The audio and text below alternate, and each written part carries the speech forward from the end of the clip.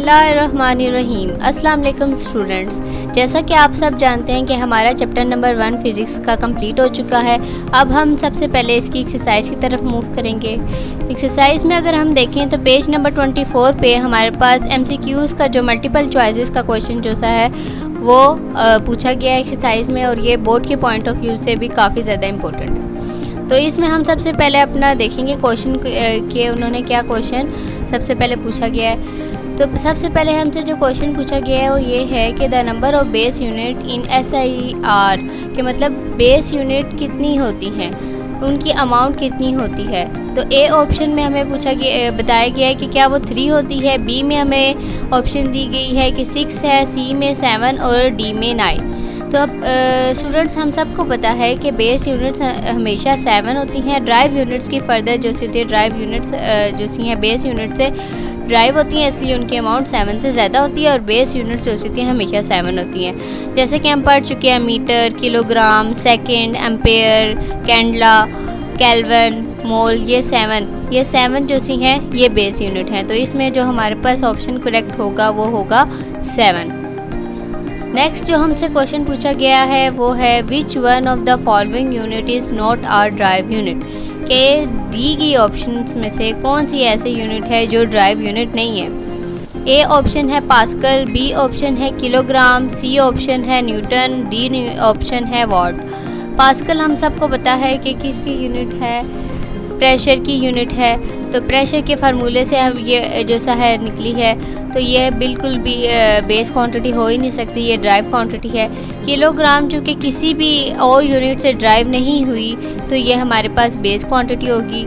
यहाँ से ही हमें अपना ऑप्शन मिल गया, लेकिन हम फर्दर 2 ऑप्शन ज़रूर देखेंगे। न्यूटन, जैसे हमें पता है फोर्स के फार्मूले से न्यूटन जो सा है निकला। फोर्स के फार्मूले के अंदर जितनी भी अमाउंट आती है, मतलब F = m ही हम पढ़ते आ रहे हैं। मैस और एक्सेलरेशन की जब हम वैल्यू पुट करेंगे तो हमारे पास जो मैस और एक्सेलरेशन की जब हम यूनिट्स पुट करेंगे तो तब हमारे पास जो यूनिट आएगी वो न्यूटन है। तो मतलब न्यूटन जो सी है हमारे पास ड्राइव क्वांटिटी है, क्योंकि ये 2 बेस क्वांटिटी से मिलके बनी है। बिल्कुल इसी तरह वॉट जो सी है वो पावर के यूनिट है, वो भी पावर के फार्मूलेस के अंदर जितनी भी क्वांटिटीज़ हैं बेस क्वांटिटी बेस यूनिट्स हैं उनसे मिलके बनी होती है, तो इसलिए ये भी हमारे पास ड्राइव क्वांटिटी होगी। तो इस वाले क्वेश्चन में हमारे पास जो ऑप्शन ठीक है वो है ऑप्शन नंबर बी, किलोग्राम। अब हम नेक्स्ट क्वेश्चन की तरफ मूव करें तो वहाँ पर हमसे पूछा गया है amount of substance in terms of numbers is measured in, कि हमारे पास कोई भी अमाउंट है किसी भी सब्सटेंस की, किसी भी चीज़ की अमाउंट है, उसको जब हमने मेजर करना है तो हम उसके साथ कौन सा फार्मूला लगाएंगे, मतलब कौन सी यूनिट लगाएंगे। हमें 4 यूनिट्स दी गई हैं, उनमें से हमने बताना है कि जब हम किसी भी सब्सटेंस के अमाउंट को मेजर करेंगे तो हम कौन सी यूनिट लगाएंगे। ए पे है हमारे पास ग्राम, बी ऑप्शन उन्होंने हमें दी है किलोग्राम, सी ऑप्शन उन्होंने दी है न्यूटन और डी ऑप्शन दी है मोल। अब इन हर ऑप्शंस को हम डिस्कस करें तो ग्राम हमें पता है किसी भी चीज़ की जो सी होती है वेट को नापने के लिए, किसी भी चीज़ का वेट मालूम करने के लिए यूज़ होती है, और किलोग्राम भी किसी भी चीज़ का वेट मालूम करने के लिए होता है। तो ये यूनिट्स तो नहीं होंगी। न्यूटन चूँकि किसी भी फोर्स को मेजर करने के लिए, मतलब किसी भी फोर्स की अमाउंट को मेजर करने के लिए ये यूनिट इस्तेमाल होती है। और हमारे पास आखिरी ऑप्शन जो सी है मोल, वही करेक्ट ऑप्शन है, और यही यूनिट जो सी है हम मेजर करते हैं, यूज़ करते हैं अमाउंट ऑफ सब्सटेंस को मेजर करने के लिए। तो इसमें हमारे पास जो करेक्ट ऑप्शन होगी वो मोल होगी। नेक्स्ट क्वेश्चन की तरफ हम मूव करें तो वहाँ पर हमसे नंबर 4 पे पूछा गया है an interval of 200 microsecond is equivalent to, मतलब हमने इसमें 200 माइक्रोसेकंड्स को खोल के लिखना है कि माइक्रो किसके इक्वल है। तो हम प्रीफिक्सेस वाले में जो सा है टॉपिक पे जाएं, जो हमारे पास पेज नंबर 7 पर है, तो उसमें जो टेबल पे हम देखें तो वहाँ पर हमें माइक्रो की वैल्यू मिल जाएगी 10⁻⁻⁶। अब इन चारों ऑप्शंस में डी सही लगता है हमें ऑप्शन इसमें, क्योंकि इस पे 10⁻⁻⁶ डाला हुआ है और आगे सेकंड उसी तरह डाला हुआ है। लेकिन हमने यहाँ पर जल्दबाजी से काम हरगिज़ नहीं लेना, क्योंकि हमने यहाँ पर देखना है कि 2 के साथ 2 ज़ीरो जो से हैं लिखे हुए हैं क्वेश्चन में, मतलब 200 माइक्रोसेकंड है। तो हमने ये जो 2 ज़ीरो हैं इनको भी साइंटिफिक नोटेशन के ज़रिए सॉल्व करना है। तो अगर हम देखें तो 200 है। अब हम माइक्रो सेकेंड, 200 माइक्रो सेकेंड है। माइक्रो की वैल्यू हमें पता है 10⁻�6 होती है, वो हम लिख देंगे। अब 200 उसी तरह ही रहेगा और 7 सेकेंड भी। अब 200 में चूँकि 2 ज़ीरो हैं, तो जब इन 2 ज़ीरो को हम साइंटिफिक नोटेशन के ज़रिए सॉल्व करेंगे तो ये जो पॉइंट हमारे पास एंड पे है ये मूव होके आगे चला जाएगा। हमारे पास आ जाएगा 2 × 10⁻² multiply by 10⁻6 second.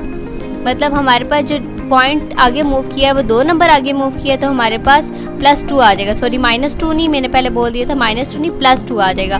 2 × 10⁻² multiply by 10⁻6 और सेकेंड।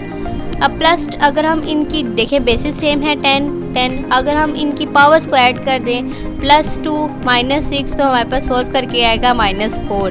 तो हमारे पास जो आखिर में आंसर आएगा वो 2 × 10⁻4 सेकेंड आएगा। अब हमने ये काम करना है कि इन चारों ऑप्शंस में से देखना है कि कौन सी वैल्यू हमारे आंसर के साथ मैच कर रही है। तो अगर हम देखें तो ऑप्शन नंबर सी बिल्कुल करेक्ट है, तो इस क्वेश्चन का आंसर होगा ऑप्शन नंबर सी।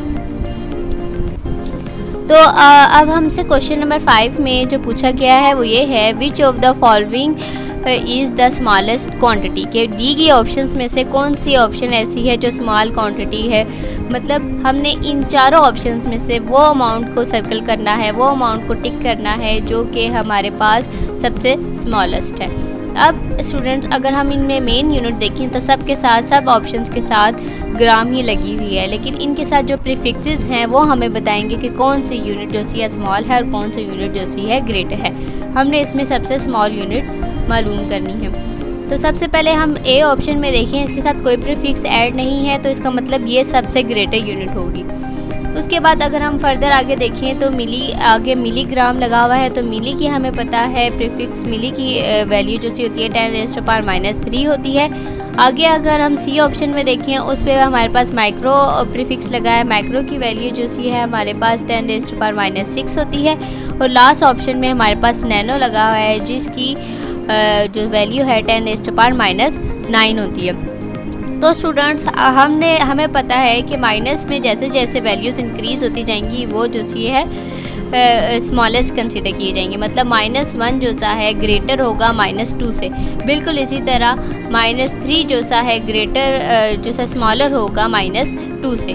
मतलब माइनस में टर्म्स जब बढ़ती जाती हैं तो वो हम स्मॉल कंसीडर करते हैं। बिल्कुल इसी तरह हम इन ऑप्शंस में से वो ऑप्शन सेलेक्ट करेंगे जिसकी माइनस की वैल्यू सबसे ज़्यादा है, क्योंकि जिस टर्म की माइनस की वैल्यू सबसे ज़्यादा होगी वही सबसे स्मॉलेस्ट कंसीडर की जाएगी। तो इन चारों ऑप्शन में से लास्ट वन जो ऑप्शन है 5000 नैनोग्राम, इसमें जो नैनो है उसकी प्रीफिक्स की वैल्यू माइनस में सबसे ज़्यादा है 10⁻⁹ एज़ कम्पेयर टू बाकी सबके इसकी वैल्यू सबसे माइनस में सबसे ज़्यादा है। तो माइनस में इसकी वैल्यू सबसे ज़्यादा है, इसका मतलब है कि ये बाकी सबसे छोटा है। तो ये ऑप्शन हमारे पास करेक्ट होगा। मतलब 5 क्वेश्चन का हमारे पास जो ऑप्शन आएगा वो डी ऑप्शन।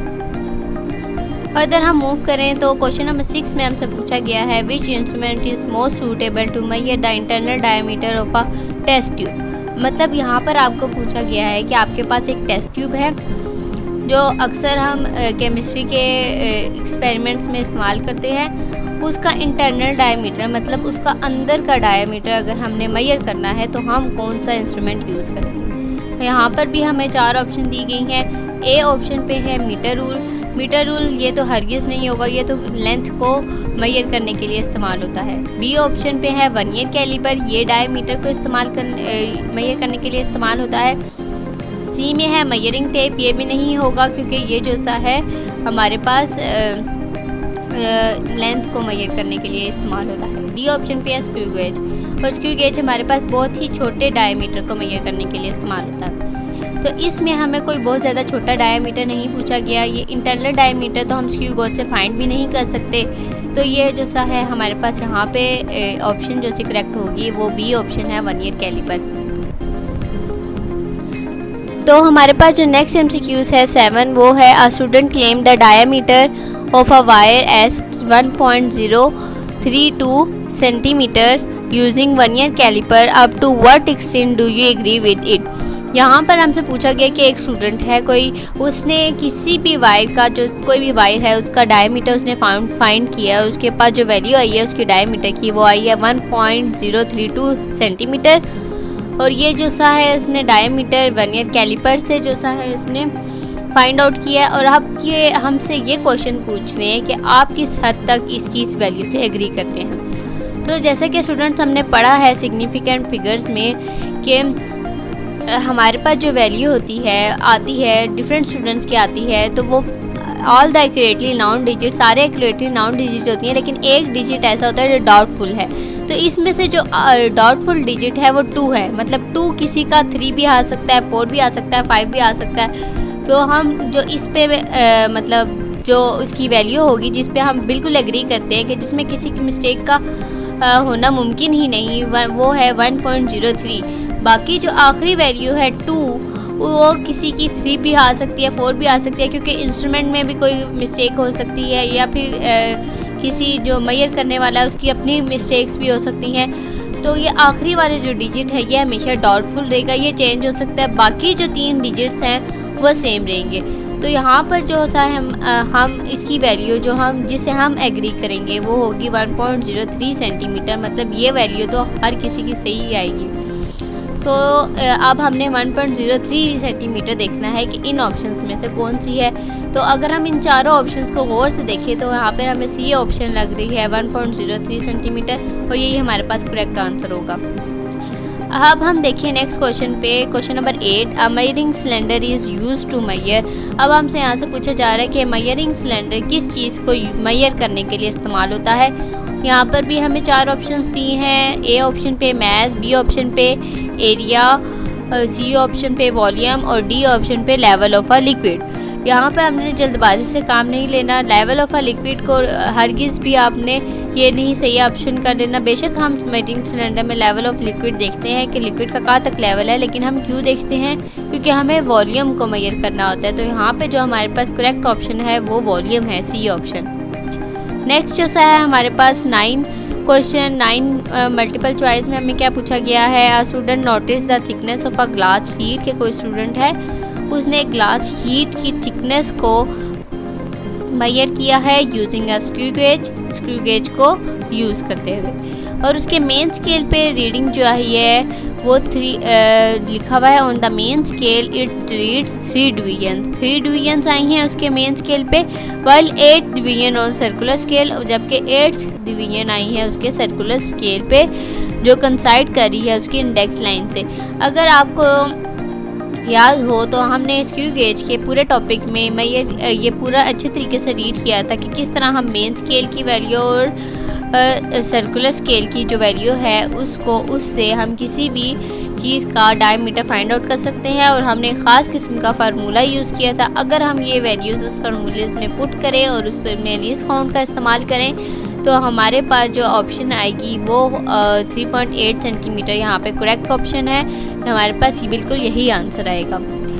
तो इस क्वेश्चन में जो हमारे पास है करेक्ट ऑप्शन जो सी है वो ऑप्शन नंबर ए है। अब हम आगे नेक्स्ट मूव करें तो लास्ट जो सा हमारे पास है क्वेश्चन, उसमें हमसे पूछा गया है कि significant figure significant figure in a 10 option में हमसे पूछा गया है significant figure in an expression are. इसमें भी हमें 4 ऑप्शन दिए गए हैं। ए ऑप्शन पे है all the digits, B option पे है all the accurately known digit, C option पे है all the accurately known digit and first doubtful digit, D option पे है all the accurately known and all the doubtful digits. तो students यहाँ पे हमने सिग्निफिकेंट फिगर की जो एक्यूरेट डेफिनेशन है उसको मार्क करना है। अगर हम सारी ऑप्शंस को गौर से देखें तो हमें सी ऑप्शन करेक्ट लग रही है कि मतलब सिग्निफिकेंट फिगर्स हमारे पास होते हैं all the accurately noun digits and the first doubtful digits. तो स्टूडेंट यहाँ तक हमारे पास जो सा है सारे हमने जो मल्टीपल चॉइसेस है वो कर लिए हैं, और इस तरह हमारे पास एक्सरसाइज का फर्स्ट क्वेश्चन जो सा है मल्टीपल चॉइस का वो अच्छे तरीके से सॉल्व हो चुका है। मुझे उम्मीद है इसमें आपको किसी भी किस्म की कन्फ्यूजन नहीं रही होगी। अब आपसे मुलाकात होती है नेक्स्ट लेक्चर में, तब तक के लिए अल्लाह हाफ़िज़।